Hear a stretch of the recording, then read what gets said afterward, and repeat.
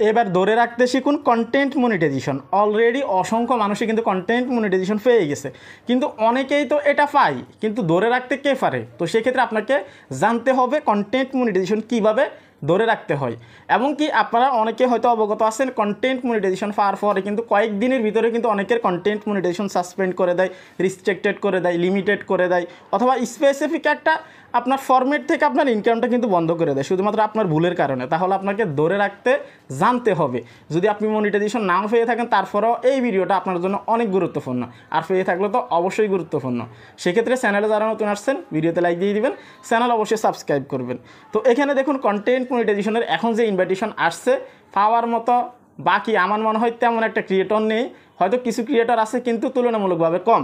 ঠিক আছে, কেননা গত কয়েকটা ভিডিওর কমেন্ট বক্স দেখলে আপনারা কনফার্ম হয়ে যাবেন যে কী পরিমাণে ইনভাইটেশনটা দিছে। এখন কন্টেন্ট মনিটাইজেশন তো আপনি ফেলেন, এখন ধরে রাখবেন কিভাবে। দেখুন কন্টেন্ট মনিটাইজেশন পাওয়ার আগে আপনি কি করছেন না করছেন, কি ভিডিও আপলোড করছেন না করছেন সেটা ভুলে যান। আপনি কন্টেন্ট মনিটাইজেশন পাওয়ার পরে আপনাকে একদম রিয়েল ওয়েতে আসতে হবে। ঠিক আছে, তো সেক্ষেত্রে কন্টেন্ট মনিটাইজেশন পাওয়ার জন্য কিন্তু আপনাকে তেমন কিছু করতে হয় না, হয়তো দিন রাত পরিশ্রম করছেন এতটুকু।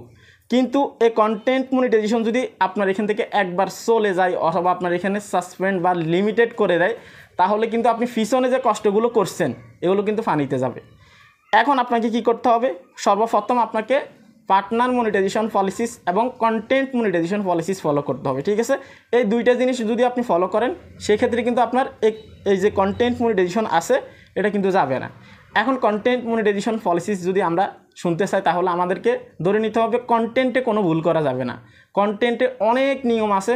সেক্ষেত্রে আপনি যদি নর্মালি কোনো ভিডিও করেন আমাদের মতো, অথবা কোনো কিছু তুলে ধরেন আপনার অরিজিনাল ভিডিও আপনি আপলোড করেন, সেক্ষেত্রে আপনার চিন্তা হওয়ার কোনো কারণ নেই। আর যদি আপনি অন্যভাবে কাজ করেন সেক্ষেত্রে আপনাকে একটু সতর্ক হতে হবে, কেননা ফেসবুক কিছুদিন আগে একটা আপডেটে বলছে যে আমরা কয়েক লাখ আইডি অথবা পেজ কিন্তু আমরা সাসপেন্ড করে দিছি, এবং কি আমরা এগুলোকে সরাসরি রিমুভ করে দিছি ফেসবুক থেকে শুধুমাত্র লিগ্যাল ওয়েতে না থাকার কারণে।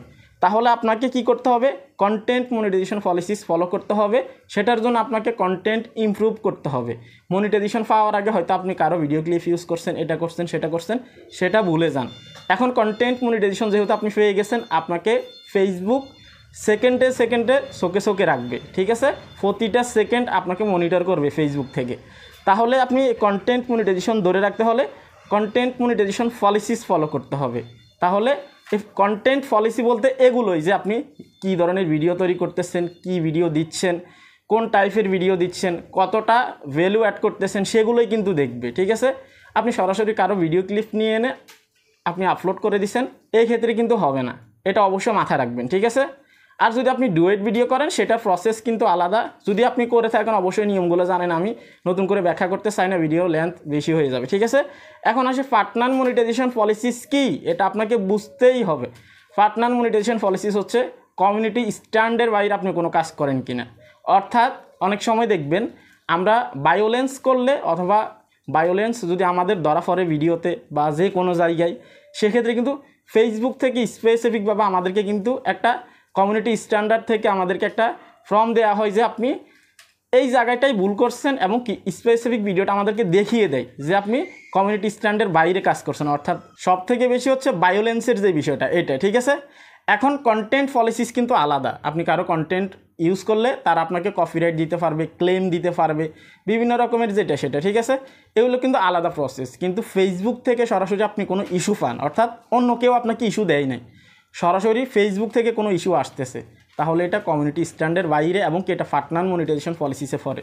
যেমন উদাহরণস্বরূপ ভায়োলেন্স, এটা কিন্তু ফেসবুক থেকে আপনাদেরকে ধরা হয়, অন্য কেউ কিন্তু আপনাদেরকে ভায়োলেন্সের জন্য কোনো ভুল ধরানোর অথবা ইস্যু দেওয়ার কোনো ক্ষমতা নেই একমাত্র ফেসবুক ছাড়া। তাহলে তফাৎ কিন্তু এটাই যে আপনার পার্টনার মনিটাইজেশন পলিসিস হচ্ছে ফেসবুক থেকে আপনার যে ভুলগুলো ধরা হয়, এবং কি কপিরাইট ক্লেম, কপিরাইট স্ট্রাইক এগুলো কিন্তু অন্য কেউ আপনাকে দিতে পারে। তাহলে এই দুইটা জিনিস যদি আপনি ঠিকঠাক রাখেন আপনার কন্টেন্ট মনিটাইজেশনে তেমন কোনো প্রবলেম হবে না।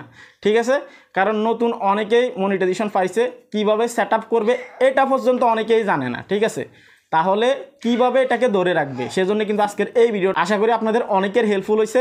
যদি ভিডিও ভালো লাগে অবশ্যই লাইক দিয়ে দিবেন, এবং কি আপনারা অনেকেই জানতে চাচ্ছেন ফেসবুকে রিসেন্ট কি আপডেট আসছে। ফেসবুক কিন্তু বলে দিচ্ছে মনিটাইজেশনের জন্য কিভাবে এলিজিবল হবেন, অথবা আপনি আর্নিং বা ইনকামটা কীভাবে বাড়াবেন ফেসবুকে যদি জানতে চান এই ভিডিওতে এখনই ক্লিক করুন। ভালো থাকবেন, আল্লাহ হাফেজ।